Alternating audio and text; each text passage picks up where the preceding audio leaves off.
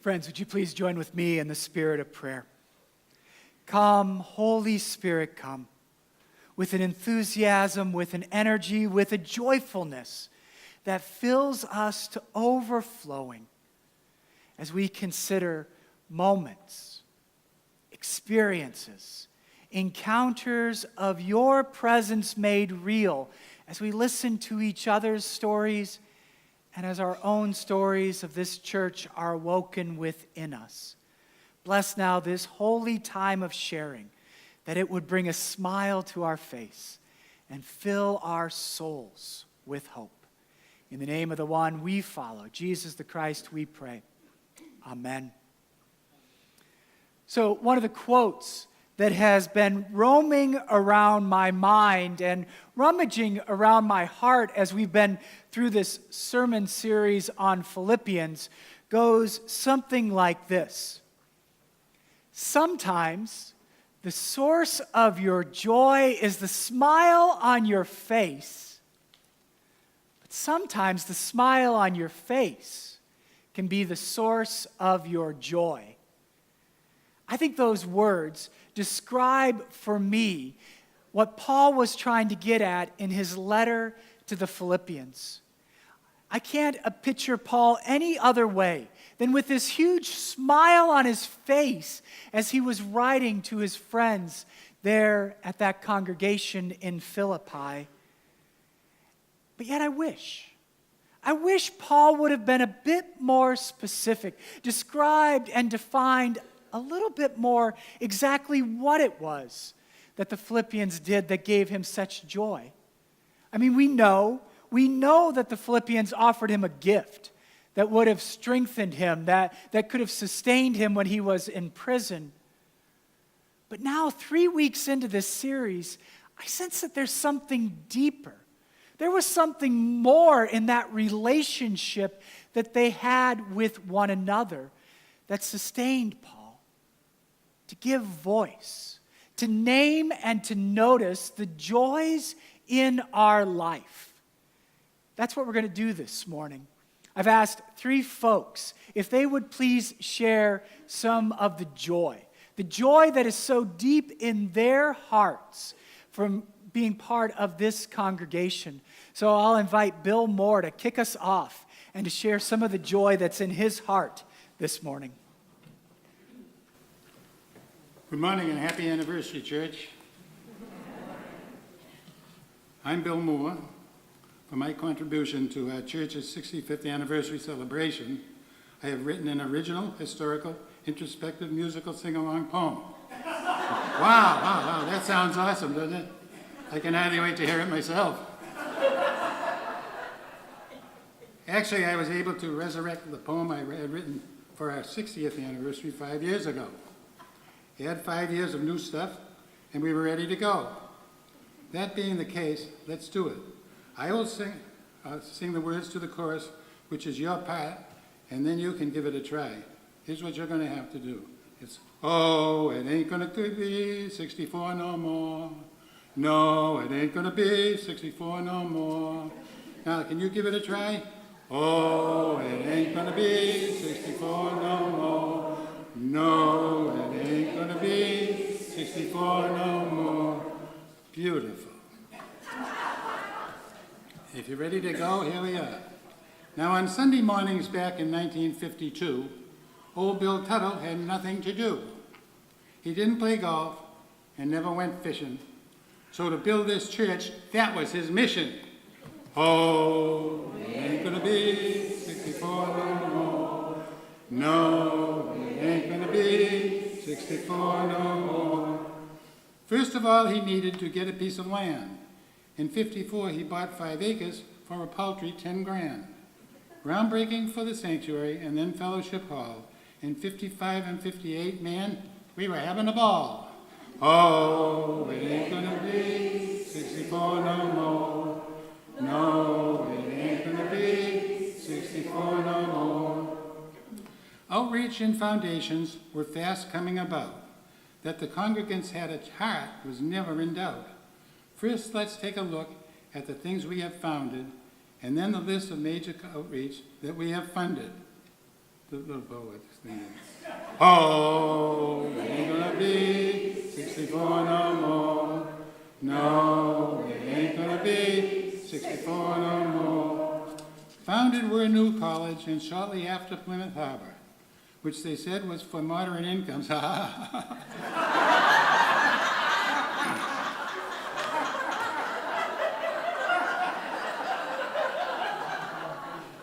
Resurrection House followed in 1962, and Family Promise in '01. They provide a place for you to go if sadly you have none. Oh, it ain't gonna be 64 no more. No, it ain't gonna be 64 no more. The Crop Walk, Boy Scouts, Little Pilgrim and Refugees, Salvation Army, Alta Vista, and many new UCCs. Love offerings at Christmas and Easter provide benefits for poor and hungry folks worldwide. Oh, it ain't gonna be 64 no more. No, it ain't gonna be 64 no more. Projects that needed big bucks never fell by the wayside. They just dug under their mattresses where the dollars they did hide. For the Reed Chapel in '97, under the direction of Big John Hay, they needed 400 but raised 690K. Oh, it ain't gonna be 64 no more. No, it ain't gonna be 64 no more. What things have I missed? There must be many. Whoops, comes to my mind, habit for humanity. Time after time, our campus has improved. Our church, it was always on the move. Oh, it ain't gonna be 64 no more. No, it ain't gonna be 64 no more. It seems I have been talking about lots of things we have done, but without the people, we wouldn't even have begun. It's the friendliest church in Sarasota, I have been told. Heck, not just Sarasota, I'd say the whole wide world. Oh, it ain't gonna be 64 no more. No, it ain't gonna be 64 no more. Hey, Abbott, who's on first? Would describe 1970 for sure. The senior minister and the associate each had filed for divorce. But the youth minister worked on to perfection the slickest plan. He left in the middle of the night, never to be seen again. Oh, it ain't gonna be 64 no more. No, it ain't gonna be 64 no more. While the topic of ministers we are on, the first four called were all named John. To try to get another John would be a most difficult task, even though the search committee would do whatever was asked. Oh, it ain't gonna be 64 no more. No, it ain't gonna be 64 no more. Whoa, I'm getting ahead of myself, and we can't have that. We can't rush by the man in the stovepipe hat. It was 1983 when John Seister came to the fore. He was loved by all for 29 years when he passed through the retirement door. Oh, it ain't gonna be 64 no more. No, it ain't gonna be 64 no more. Greg Chestnut was called as Minister of Music in '89. Then in '94 he got the Jekyll organ, and the music was really divine. Meaningful sermons and magical music both became routine. Yes, belonging to this church was truly a dream. Oh, it ain't gonna be 64 no more. No, it ain't gonna be 64 no more. Let us salute our youth who have been active since the start. They have been small in number, but big of heart. Many trips they have made to help the poor. How fortunate for us we could watch them mature. Oh, it ain't gonna be 64 no more. No, it ain't gonna be 64 no more. Open and affirming, we totally believe in, and as a church, we came out. Like sure and peace and justice initiatives, that's what we're really all about. How about the Memorial Garden, its peacefulness and beauty? Spreading diversity is more than our choice, it is our solemn duty. Oh, it ain't gonna be 64 no more. No, it ain't gonna be 64 no more. For the finish of this anniversary tribute to our church, we have to be sure we don't get caught in the lurch. Here we are on line 59. Who's going to continue our history? Thank God for the search committee. They brought us West Bixby. Oh, it ain't gonna be 64 no more. No, it ain't gonna be 64 no more. That's how my poem ended 5 years ago, and I didn't even mention Intraminister Sparrow. When Dick arrived, the church was in kind of a mess. He had a big pair of shoes to fill, which he did with finesse. Oh, it ain't gonna be 64 no more. No, it ain't gonna be 64 no more. The boy from Iowa must have done a lot of praying. It had to be hard just to follow what we all were saying. Unobtrusively, he inserted himself into every gap. It wasn't long before we knew for sure he was a truly class act. Oh, it ain't gonna be 64 no more. No, it ain't gonna be 64 no more. We didn't realize what tough shape our properties were in. So at Wes's prodding, we set out on a plan to eliminate that sin. Wow, new windows, roofs, and painting inside and out. After replacing most of the ACs, we were plumb tuckered out. Oh, it ain't gonna be 64 no more. No, it ain't gonna be 64 no more. We're almost there. We didn't start schools, build buildings, or embark on huge projects. We devoted ourselves to love, peace, and social justice causes. We've undergone a transition since West came along. We've grown closer together. To all, our welcome is warm. Oh, it ain't gonna be 64 no more. No, it ain't gonna be 64 no more. Greg is still here. His choir is great and his value increases. His contribution is not just music. In his own way, he also preaches. Wes and Greg, yes, they form a wonderful team. A team like them is every church's dream. Oh, it ain't gonna be 64 no more. No, it ain't gonna be 64 no more. Whoops, I've already added 5 more verses as planned, and I'm afraid I haven't covered as much as I can. I'd be pushing the envelope if I said I will finish in 5, but that's what I'll do. Hell, by then I'll only be 92. Okay, big finish now. Oh, it ain't gonna be 64 no more. No, it ain't gonna be 64 no more. Amen.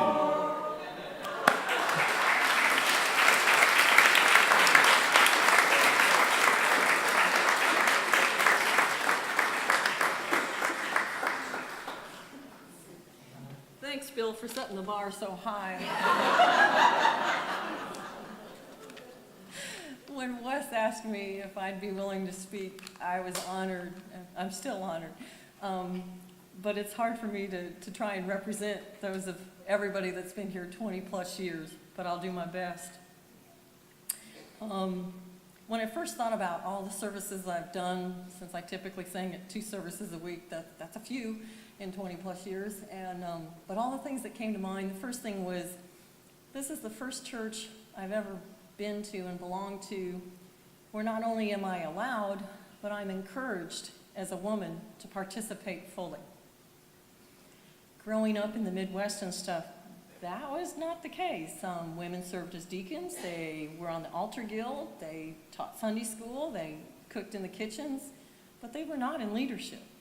And so to come here and experience the fact that you can be on any team that you feel called to be on, and you can be a leader, and you can be a moderator, and you can be on mission trips and do things, that brought me joy. It brought me opportunities. And I thank you for all these years of allowing me to grow and do things I never would have gotten the chance to do. And that made me think about church events where I've been proud of us and that have brought us joy and God moments and spirit-filled worship. And I thought about the church council meeting when we voted to buy the church bus.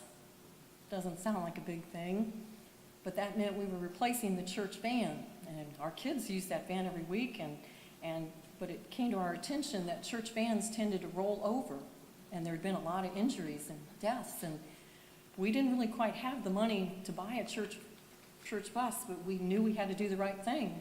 so as a council, we voted to buy a bus because we were not going to let anybody that was on that bus not be safe. And I knew that this was a church that stepped up and did the right thing when it was called for. And then I think about the time when we voted to become open and affirming. And everybody was on pins and needles that day. It was like the energy in the room. Was it going to pass? Was there going to be dissension? Was it going to be? And it was a unanimous vote. Nobody could think of anything else that we would do.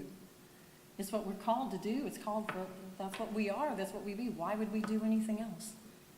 But again, we stood to do the right thing. And not everybody does. And then I thought about the last time Dr. Joe Evans prayed at the pulpit. And what an amazing man he was, and an amazing preacher. And I got to know he and Harriet as people. And I thought, how amazing is that here's this little girl from the Midwest that gets to know somebody that really made a difference in the world. And I remember Dr. Joe telling Greg about gospel hymns. Now, Greg, you don't go too fast. They've got to have some weight. And so now every time we sing one of our good old gospel hymns, I hear Dr. Joe in my ear going, not too fast. It's got to have some weight. And then I think about the first Sunday when I saw Dr. John Seister get up on a stepladder in a Lincoln outfit with a top hat. And I thought, how is he going to make a sermon out of that? But he did, and it was insightful and funny, and he brought Lincoln to life and made him more than just a president or somebody on a coin. And then I remember Priscilla Crummell bringing Sojourner Truth to life the first time she ever did that. And I was so struck by, one, the amount of work it took to do that and to write that and to perform it so amazingly, and that Sojourner Truth was here with us that day. And she was alive, and what a woman of color took at that time to do something like that. And how amazing that was, and how that truth still rings today. And I was blessed. And then I thought about the first Christmas pageant that my girls were in. Catherine was all of 4, and she was not going to be a barn animal. She had a little sit-down strike over there on the floor, and she sat there, and she was just not going to be moved. She was not going to be a cow. And Katie and Sydney were consoling her as their friends would, and her older sister was trying to cajole her into doing the right thing and to be a cow. And Lori and Jody and Greg just came together and said, okay, let her be an angel. And she was an angel, and all was well with the world. And I knew this was the place for my girls to grow up. And I thank you for helping to raise them to be the women they are today, and to give them the opportunities, and what joy they have brought to my life and to this church, and thank you for that. And that leads me to think about how gifted and how grateful I am to be a musician who has been a part of this choir for these 23 plus years, and the amount of amazing music I've gotten to sing, and getting to work with this tall, lanky guy from Indiana, and who not only is our music director, he is our minister and our taskmaster and our yoga instructor, and who makes this choir the most fun place I'd ever want to be on a Wednesday night. And we get to rehearse in this beautiful chapel, which, honest to God, is one of the best places on the world to sing. But then I remember that the chapel wasn't always a chapel, and that we had this little room that was basically Greg's office to rehearse in. And that room had all our music library and a piano and a desk and all of us. And then when you'd add combined choirs and all the kids, it was holy chaos. But it was church, and it was fun, and now we have this beautiful chapel. I remember when the cement was being laid, and what a joy it was to see that thing every week growing up. And now I get to be in it every week, and I can't imagine anywhere else I'd be on a Wednesday. And I've gotten to work with Keith Hampton and Doreen Rao and David Bruner and Andrew Walker and Ann Schonecker and Kent Tridle, and we've learned so much from them every time. And I thank you for all the beautiful music that I've gotten to make here in this church. And that led me to think about all the mission trips I've gotten to go on, and service work I've gotten to do, and being on church teams and getting to be on the search team and being a moderator. And I thought about the 4 trips to Back Bay, Back Bay Mission up in Biloxi. And those were trips that we put volunteers together from Venice UCC and St. Andrew and our church. And that first year in 2008, we filled the church bus in two cars. And we left on that church trip with 5 ministers. 5. We had Dr. John and Phil Garrison and Don Wilson and Arden Yakima and Paul Bender. And I was intimidated. 5 ministers on one trip. I thought, wow, what does this trip take? That 5 ministers need to go. But I had never known ministers as people. And I'll tell you what, after a week of 95-degree heat and 200% humidity and white bread sandwiches every day, and getting to meet people that had nothing left and were still going on and took us into their hearts and homes and taught us what love and faith were all about. Those were some amazing weeks and amazing trips that were life-changing. And I also learned that Dale Woodling, sitting back there, is the man you want to drive the church bus. He got that church bus into places a church bus was never supposed to go. Small places, because there was still a lot of litter and stuff in Biloxi and New Orleans. And he managed to get us back on the skate and the church bus too, so it's all good. But that let me think about other things of service and mission around here. And I thought about Michael's Christmas sale and what a spirit-filled week that was and joy-filled weekend. And I thought about when Doug and Tom and Michael and I took the church bus and we went over to the storage spaces that Michael had, and we filled the church bus literally to the rafters with sleigh bells and ornaments and decorations and everything else. And it was hot and sweaty, and we were laughing, and we just couldn't stop laughing. And we get back here, and everybody helps us unload, and we're still hot and sweaty, but it ended up being such a great time, and that kind of fun just doesn't happen, without God being present. And then it made me think about, well, I wouldn't have even known Michael and Doug if it hadn't been for the search team. And everybody that was on that team is a friend and a lifelong friend now. And that made me think about how God was with us every single moment, every single Saturday when we met in the old conference room. And he was there every week. And there was a time when we thought we'd found our candidate, but then it fell through. And we were heartbroken and dejected.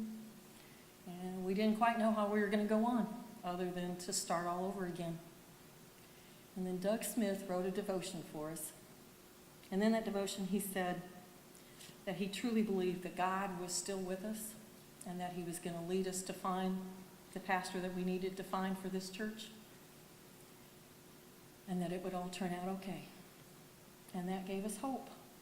And we went on. And then a few weeks later, we got this application from Wisconsin, from a guy named Bixby.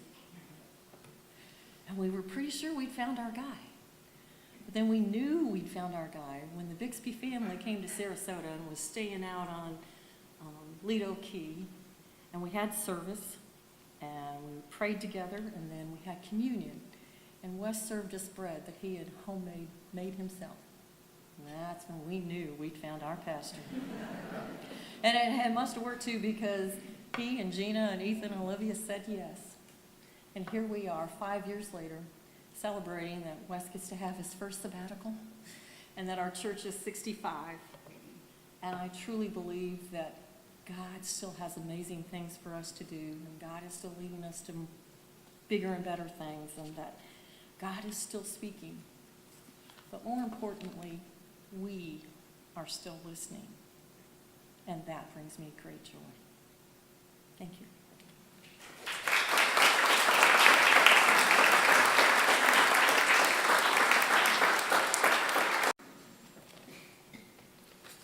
Good morning, church.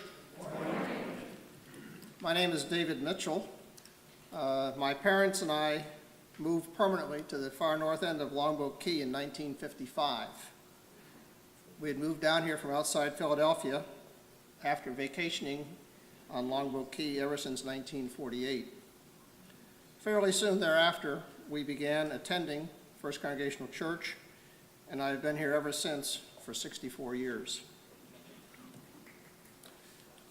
Every significant personal religious event of my life has either occurred at and/or been performed by the pastorate here. For this, I am so grateful. These events include my own baptism, confirmation, and first and second marriages, memorial services for my parents, for my first wife, and for my mother-in-law, dedications, baptisms, confirmations, and marriages of both of my children, and dedications, baptism, and confirmation of grandchildren. For this, I am so grateful. There are many remembrances of inspirational, comforting, challenging, and humorous events that have occurred during the last 64 years here. I will list a few of them in no particular order, but perhaps more as a stream of consciousness. Sunday school classes, outside, weather permitting, or inside the sanctuary here, going on at the same time as the regular worship service was occurring, always with great teachers, among them including Medora Reed. To conclude worship services, gathering in a fellowship circle outside, again, weather permitting, and singing "Blessed Be the Ties That Bind" together. During rehearsal for youth bell choir, while I was leaning down to read the music, I raised the bell into my forehead, drew a little bit of blood, foreshadowing the fact that my musical ability would not be a significant contribution to this church.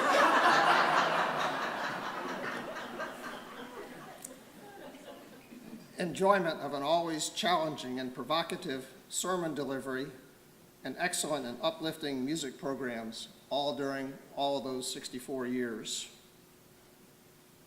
Christmas Eve services, where each person put a lighted candle on a wooden Christmas tree here in the chancel area.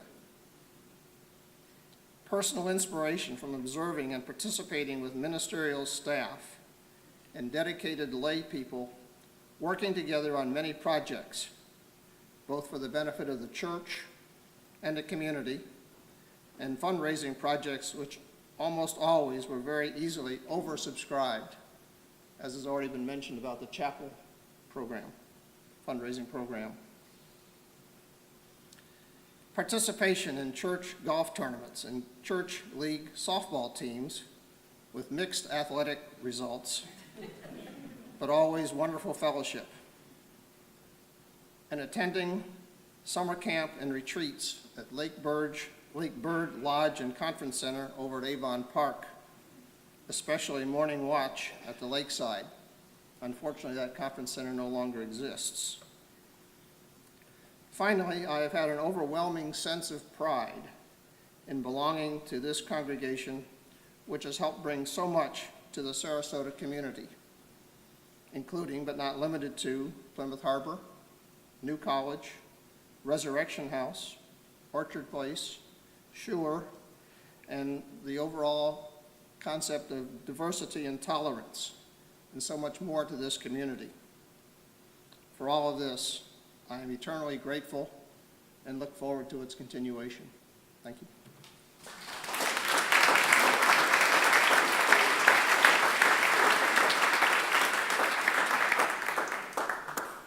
So let us join our hearts together in the spirit of prayer.